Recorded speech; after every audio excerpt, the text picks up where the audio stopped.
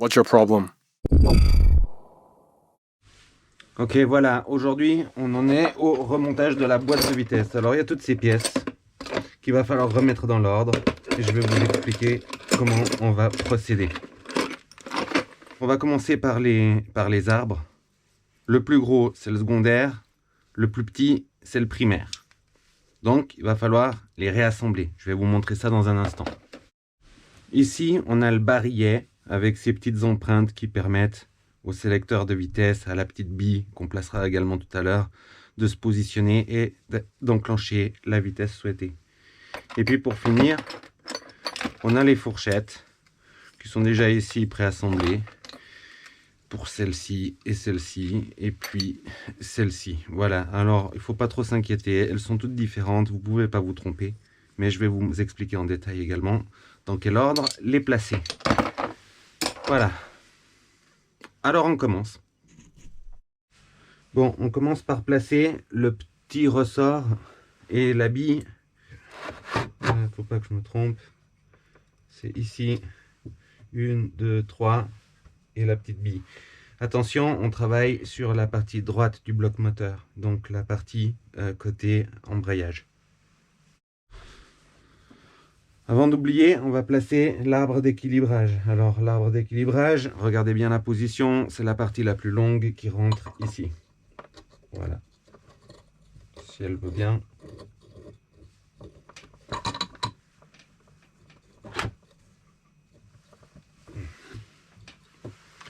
Alors peut-être qu'il faudra chauffer parce qu'il n'a pas l'air de vouloir rentrer dans le roulement.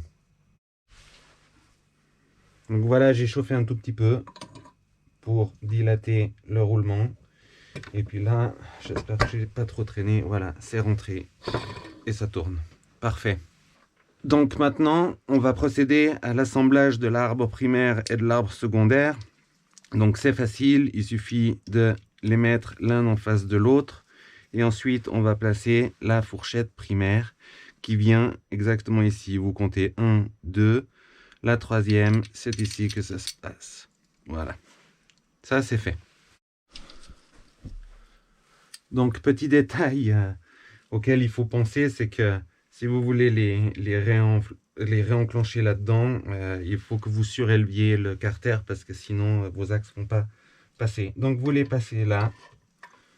Voilà. Délicatement, en espérant que ça rentre.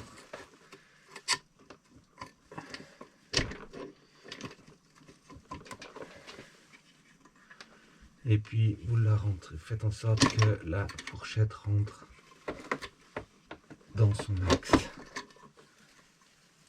Ce qu'elle ne veut pour le moment pas faire. Voilà, là petit à petit, ça vient nous être à vous. Je suis pas encore tout à fait dedans.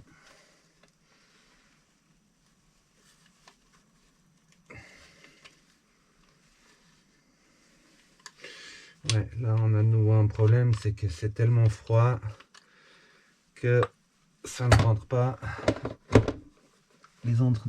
Les axes ne rentrent pas dans les roulements.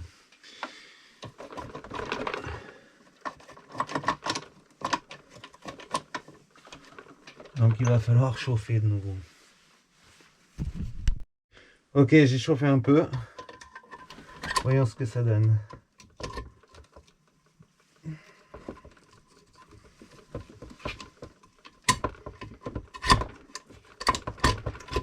Pas mal. Ok, parfait. Étape suivante. Ok, maintenant on va placer la fourchette coudée. Alors elle va venir, j'espère que ça filme.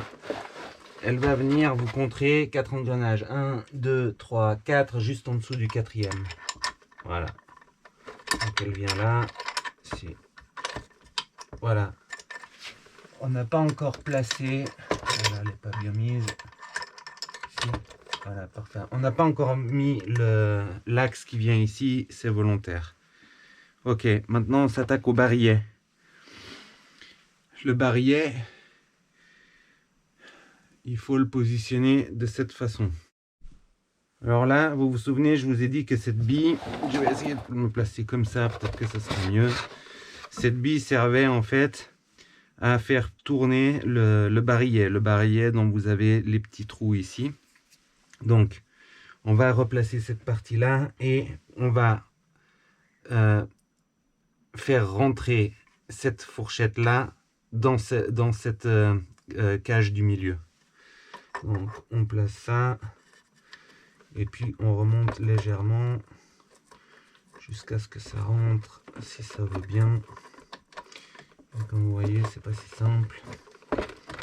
Là, voilà, et on y est. Parfait, c'est fait. Pour vous repérer, vous pouvez également prendre ce petit ergot là qui ressort. Ça vous donne un point de repère. Bien, attaquons la suite. Passons maintenant à la dernière fourchette. Donc vous la placez juste dans la gorge, en dessous du deuxième engrenage, et on y est. Et vous essayez d'aligner tout ça. Voilà. Maintenant, on va enclencher la fourchette à son emplacement. Voilà. Et puis la fourchette du bas, avec un petit tournevis, vous pouvez la remonter. Et puis vous allez la placer dans son encoche, dans le barillet. Et donc celle-ci m'embête maintenant. Voilà.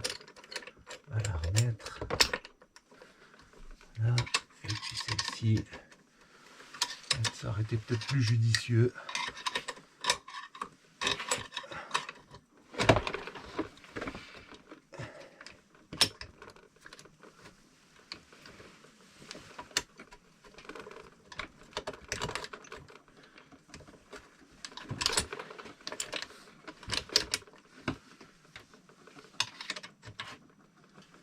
Si ça rentre pas, c'est que votre fourchette n'est pas bien mise.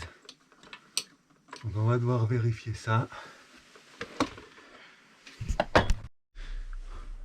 Donc là j'ai procédé autrement. J'ai commencé par enclencher celle du bas pour pas me casser la tête et être sûr qu'elle était bien placée. Elle était effectivement bien placée, mais une fois que vous avez fait le haut, c'est compliqué de les mettre. Voilà, tout est en place maintenant.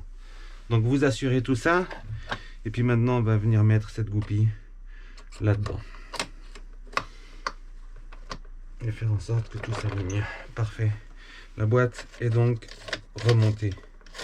Et tout fonctionne.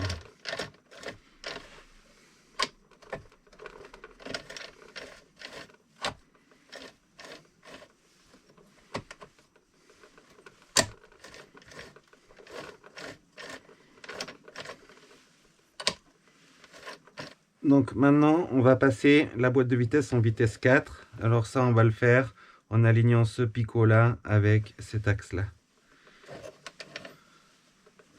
Si elle veut bien venir.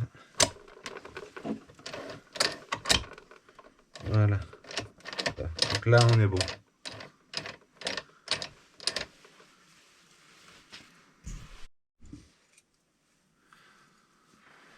Voilà, donc maintenant on va venir placer le sélecteur. Et donc ça, il faut faire attention, hein, il y a une rondelle à chaque extrémité, ne l'oubliez pas. Donc il y en a une là qui va juste au-dessus du simmering.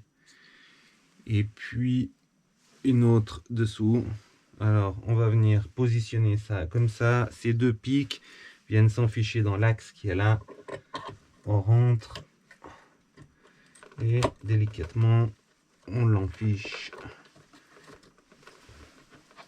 Et c'est bon. Parfait. Voilà, c'est fait. La boîte est remontée. Ok. Maintenant, on va pouvoir refermer ce moteur. Avant de le refermer, il va falloir bien nettoyer toutes ces surfaces, refaire un joint, et ensuite, on pourra le refermer. N'oubliez surtout pas, je le répète, de bien replacer la bille du barillet et d'être sûr que tout est bien enclenché. Mais là, apparemment, comme vous le voyez, tout semble fonctionner pour le mieux. Parfait. Donc, je me mets au nettoyage et puis on vous montrera ensuite comment procéder pour la partie joint.